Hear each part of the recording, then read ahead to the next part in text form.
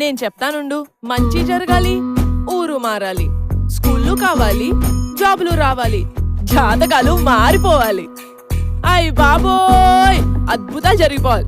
ఏదేమైనా గాని ఓటు మాత్రం అమ్ముకు దబ్బాలరా. అంటే శివరాకర్కి ఏమంటారండి ఇప్పుడు? డబ్బిచ్చేటోళ్ళని మింగ, ఓట్లం మెట్టోళ్ళని మింగ, 5 ఏళ్లకు అమ్ముడు పోయే గొర్రె మందల్ని మింగ.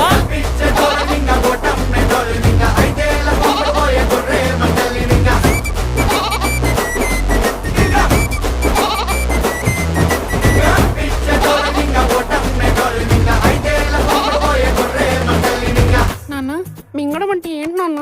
ఇప్పుడు డబ్బులు తీసుకుని ఓట్లు అమ్ముకున్న వాళ్ళందరినీ నమ్మిలి మింగేయాలన్నమాట. నమ్మిలి ఓకే నాన్న.